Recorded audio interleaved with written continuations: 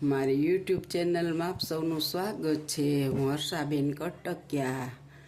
જય બાબા સ્વામી, જય ગુરુદેવ। આજે આપણે બનાવવાના છીએ એક નવો નાસ્તો।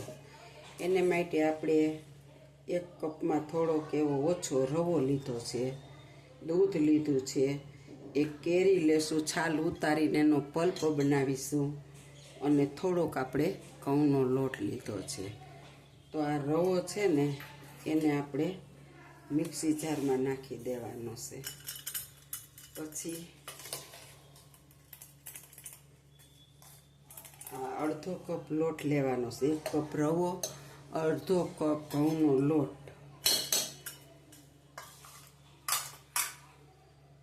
હવે આપણે આપણે જેટલો રવો લીધો તો એટલા જ માપથી દૂધ લીધું છે, અને આપણે એટલા જ માપથી હવે પાણી લેવાનું છે, એટલું જ પાણી। હવે આપણે અંદર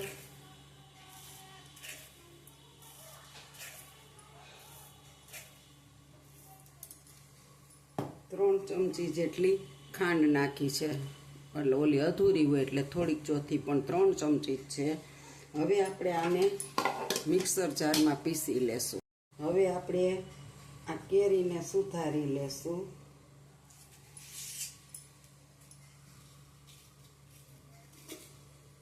અને આ એકદમ મીઠી કેરી છે, હાખની છે। હવે એને આપણે આવી રીતના એનો બધો પલ્પ કાઢી લેશું। તમે જોઈ શકો છો આવી રીતના આપણે બધો પલ્પ કાઢી લેવાનો।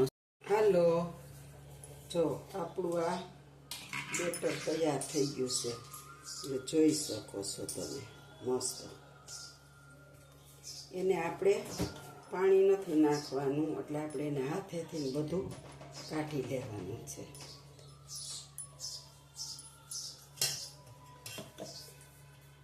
અને આપણે સાઈડ પર રાખીશું, અને આપણે આ કેરીનો પલ્પ કાઢી લીધો છે।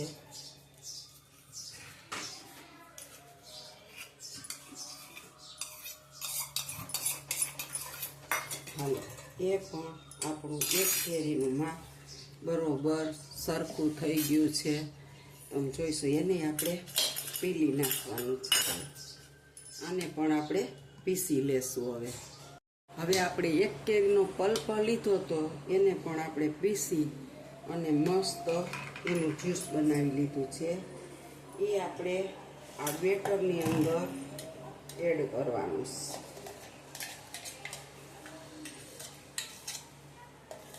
એક જ કેરીનો આપણે પલ્પ કાઢવાનો, બધુંય માપ સરખું રાખવાનું છે, અને આપણે આને કાઢી લેવાનો છે બધો આવી રીતે। જો આપણે આની અંદર પલ્પ કાઢી લીધો છે। હવે જો આપણે કેરીનો પલ્પ અંદર નાખી દીધો છે, હવે આને એકદમ મિક્સ કરી લેવાનું।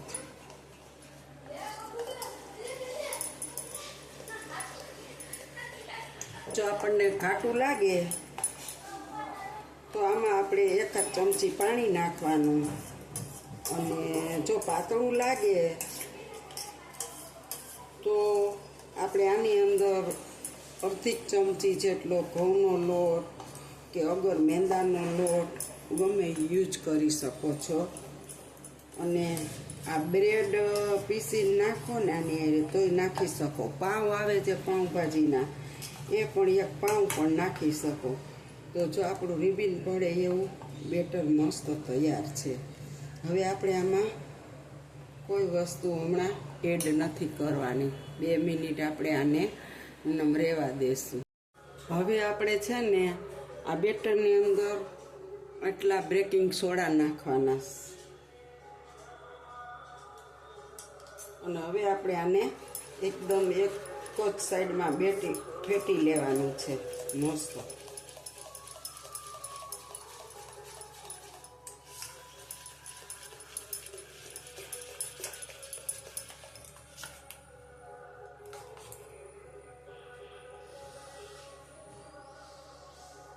આપણું બેટર બરાબર છે।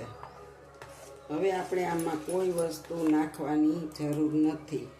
હવે આપણે આગળ હું બતાવું।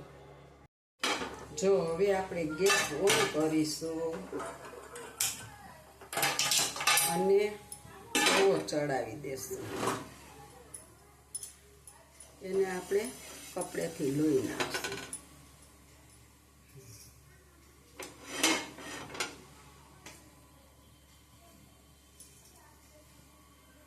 હવે આપણે એને ગ્રીસ કરી લેશું.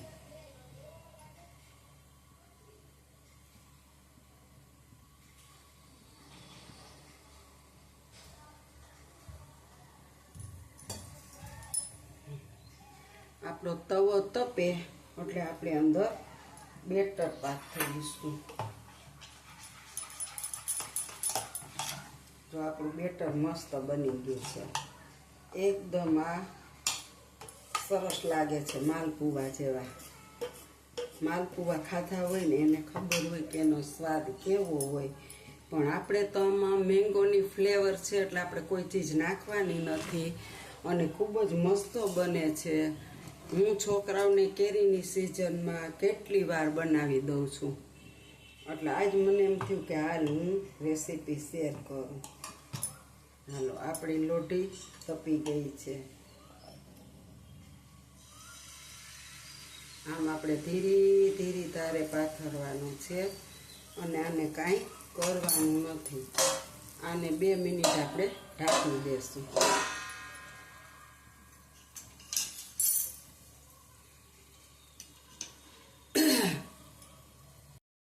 હવે આપણે આને થાળીને ઉચકાવી અને જોશું કે આપણું આ કેમ બન્યું છે. વાહ, મસ્ત બની ગયું.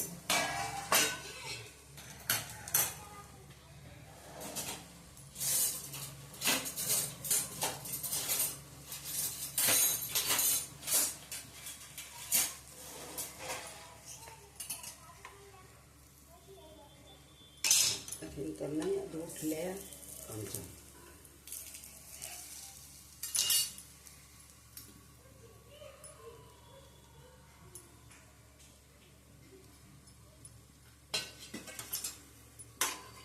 હવે આપણે આને પલટાવી લેશું. મસ્ત બન્યું ને.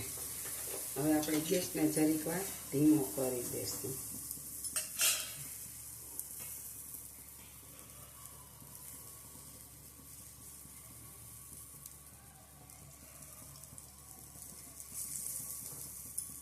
અને ઘીની અંદર પણ તળી શકાય, પણ અમારા ઘરમાં ઘી તળીને તો કોઈને ઘીની વાસ નથી ગમતી.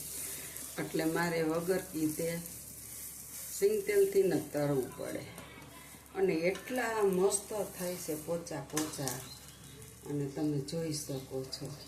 બાળકોને તો એટલા ભાવે. મોટાની વાહે થોડા કર્યા હોય તો વધવાય ન દે. અમારે 4 છોકરા છે એટલે ચારેય ને પૂરતો આ નાસ્તો જ બનાવી દઉં છું. અત્યારે આપણે એક જ વાર ઢાંકવાના છે આને. અને જો આ ફૂયલું સોતય તમને દેખાતું હોય તો વચ્ચેથી એકદમ સોફ્ટ બન્યું છે. જાડું શેપ ન દેખાય પણ જો તમે જોઈ શકો છો કે આ ફૂલેલું છે. એ જો ઉપસે જ છે. જો એકદમ ફૂલીને દડકા જેવું થયું. પણ અહીંયા કિનારી પડી ગઈ છે એટલે ખુલી ગયું ફૂલવામાં.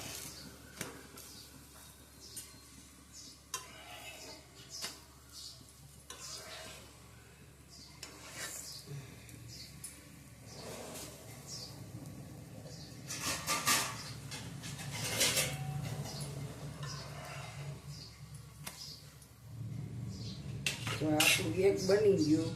હવે આપણે બીજું નાખીશું અંદર મસ્ત.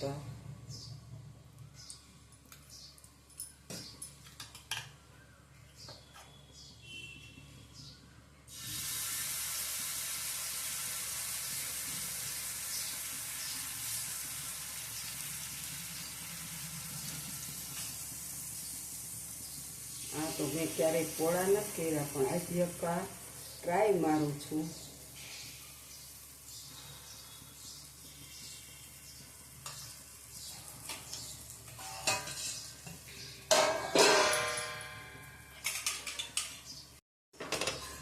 હાલો, આપણે બીજું પુડલાને પોળું કર્યું હતું એટલે એનો સીન સ્વાદ દેખાઈ ગયો. ક્યારેય નથી કરતી, પણ આજ મને એમ થયું લાવીએ પોળું કરું, પણ ન થાય પોળું. એના કરતાં ગોળ જ મસ્ત બને છે. એટલો સરસ આનો લુક આવે છે.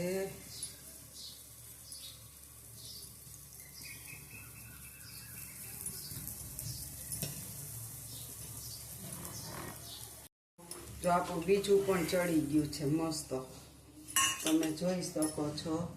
અને હવે આપણે આમાં ત્રીજું પાથરશું. સરસ. આને આપણે ચમચો અડાડવો નથી, કારણ કે ઓલી મેં ટ્રાય મારી કેમ થાય છે, પણ નથી અડાડવો. તેલ નાખતા તો ભૂલી જાય.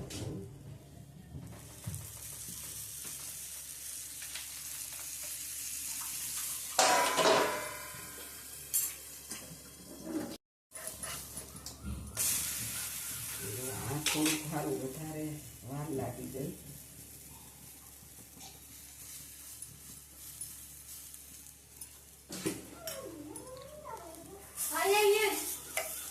ગેસ ફૂલમાં ફાસ રહી ગયો.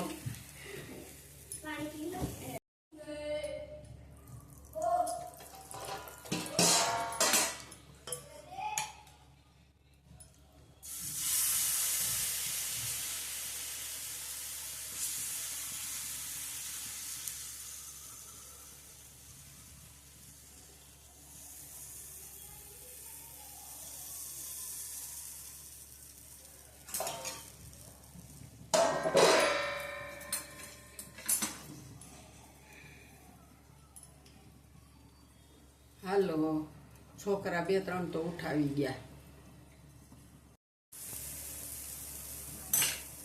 જો આપણું આ ચોથું બને છે. 2-3 તો છોકરા લઈ ગયા.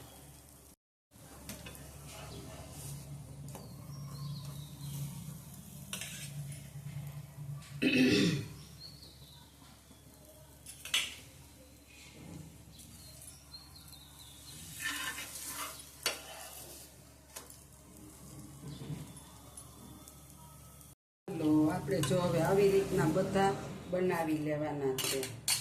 તમે જોઈ શકો છો કે કેટલા મસ્ત બને છે. પણ આને ચમચેથી આપણે પોરા કરીને પુડલા એમ પોરા નહીં કરવાના, તો સો વિખાઈ જાય. આને તો આમ જ રીબીને જ પાડવાની, પછી ઢાંકી દેવાનું. અને બધા ફૂલી ફૂલીને દડો થાય છે. પણ આમાં સાઈડમાંથી ગમે ત્યાંથી ફૂલે ને એટલે એકદમ પોચું હોય બેટર, એટલે ખુલી જ જાય તો બેસી જાય. પણ સ્વાદમાં તમે એકવાર બનાવજો, બહુ જ સરસ લાગે છે. જે કરવાવાળા હશે એની તો પાછળ વધવા હશે તો વધશે, નકર વધશે નહીં. એટલા સરસ લાગે છે. ન ખાવા હોય ને એને પણ મન થાય કે નહીં ખાવા જ છે, એટલા મસ્ત બને છે. હાલો, જો આપણા આથી ડબલ થયા હતા, પણ છોકરાઓએ ગરમ ગરમ ખાવાના ચાલુ કરી દીધા. તો અત્યારે આખી ડીશ ભરાઈ ગઈ છે આપણી. આપણે માત્ર એક વાટકીના જ કર્યા હતા તો પણ, અને એટલા સોફ્ટ અને એકદમ પોચા જાળીદાર, આમ ગાભા જેવા. અને આની અંદર તમે જોઈ શકો કે આમાં હૈણા હોતન પડ્યા છે. જો તમને જો દેખાડું, જો ઝીણા ઝીણી જારી પડી ગઈ છે અંદર એકદમ. આપણે બેકિંગ સોડા નાખ્યા ને એટલે ને એટલા સરસ બન્યા છે. આ જો આપણા બાળકોનો જન્મદિવસ કેરીની સિઝનમાં આવતો હોય તો તમે થોડીક વાર અગાઉ કરવા માંડો, 5-7 બાળકો એના ફ્રેન્ડ હોય તો એટલા મસ્ત લાગે ખાવામાં. ચા આયરે ખવાય, અથાણા આયરે ખવાય, કોઈ પણ વસ્તુ આયરે ખાને એમનેમ ખાવ ને તો પણ સરસ લાગે.